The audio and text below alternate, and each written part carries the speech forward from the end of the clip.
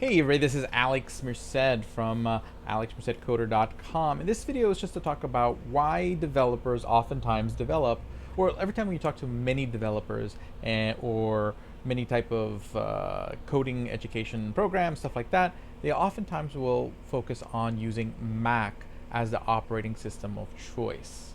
Okay, and oftentimes the alternative would be Linux. Okay, is it that we just don't like Windows? No, it's just that their fundamental architecture is quite different. Okay, so Mac and Linux, both at their core, use what's called Unix. Okay, so essentially the way that it organizes its files, the way it communicates throughout the machine, it's all based on that same sort of Unix core, that Unix kernel. Okay, so because of that, the way they interact with many pieces of software are the same. Now again, the Mac operating system has a lot of other Mac specific bells and whistles, but at the core, it's built on top of Unix. And Linux, same thing. So a lot of the software works the same way, a lot of things work the same way between both, because the underlying file systems are different, are the same. Okay, well, the fundamental architecture of a Windows computer is completely different.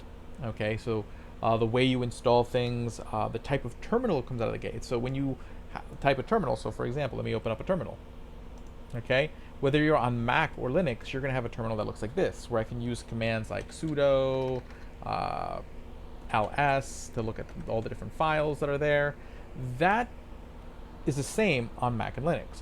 So generally, most people, since they're familiar with the Bash terminal, because that's the default terminal on Mac and Linux, you can pretty much work together from both. Okay, so that's what's really nice, and a lot of things are developed, a lot of scripts and stuff like that are developed with Bash in mind. So they're Bash scripts that are built into a lot of these installation setups. So when you try to install it on Windows, it does not default to Bash. Instead, it has its own command prompt. Okay, and then newer, sometimes you see also PowerShell, but they have different commands, so those scripts don't work. Okay, so in that case, usually you need some sort of alternative installing mechanism. Those are like those .exe files that install things in a sort of different way, so things have to work in a slightly different manner. So oftentimes, someone who really knows how to troubleshoot something on Mac or Linux, or someone who knows Linux can probably troubleshoot something on a Mac, and someone who knows Mac can probably troubleshoot something on Linux. But that doesn't translate as well on Windows. Okay, so people who are trained on Mac and Linux are not going to be able to help someone who's setting up their development environment on Windows as much, and vice versa. Now, Windows is realizing that sort of the momentum is moving towards sort of that Unix shell, and what they've recently released is something called the Windows subsystem for Linux. Okay, this allows you to use sort of Linux on your Windows install, which allows you to have a lot of the benefits of having a Linux machine on your Windows 10 install. So you have to have Windows 10. It can be a little tricky to set up, but once you have it set up, you technically have the Bash shell, and you'll have an Ubuntu environment in which you could basically operate with Linux without having to necessarily be switching operating systems. I mean, other options you have, instead of buying a new computer, is you could do Windows subsystem for Linux, where basically you set up a Linux environment on your computer, on your Windows computer. That's a newer feature in newer versions of Windows 10. Okay. You could do a dual boot, okay, which means you install Linux on a different part of your hard drive, and when you boot your computer, you can choose to boot into either Windows or Linux. Okay, and I recommend using some flavor of Ubuntu if you're new to Linux. It's going to have the most natural feel.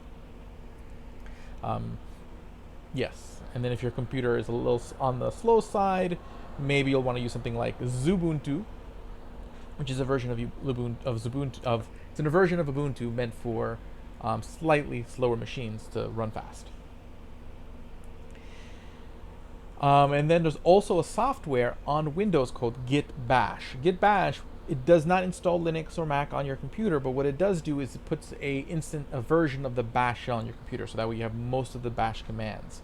But the underlying file structure is still Windows, so there are still things that aren't going to work the same as it does on the other. So sort of the ideal solution, in my point of view, the ideal solution would be the dual boot. Okay, having a sort of separate Linux environment side by side with your Windows operating system. Okay, and then use your Linux environment as your development environment, um, and then use your Windows to do everything else. Um, but there is a lot of pros to using the Windows subsystem for Linux, which I'm less familiar with.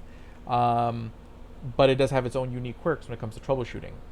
That there's tutorials and resources out there to figure out. But basically, the reason why Mac and Linux tend to dominate as far as development goes, when you go to a lot of small development communities or just a lot of basically outside of the .NET world. So when you go into the .NET world, C Sharp, F Sharp, VB.NET, that's controlled by Windows. It's 100% Windows. But otherwise, oftentimes, also because Apple iPhones are a big thing, and basically to develop for an iPhone app for the longest time, you had to have a Mac operating system to use Xcode. So basically, everyone who wanted to develop for this new world of apps had to get a Mac. But in general, Linux has been around for a while, and that Unix system has been sort of a tried and true fixture among developers for a really long time. Mac eventually adopted it, and Windows is now starting to make its inroads of just kind of all moving towards sort of a Unix core. So that's sort of hopefully gives you a backstory. But the reason why generally for development you want to go Unix or Mac is because most of the troubleshooting, most of the tutorials are going to be kind of assuming that you probably have access to a bash shell on a Unix system of some sort. While again, Windows is not Unix based, but if you install Windows subsystem for Linux, you could have that same environment on your Windows machine, without having to create two operating systems or get two computers or anything like that. So hopefully this makes a lot of things clear for everybody. My name is Alex Merced from alexmercedcoder.com. Have a great day and enjoy.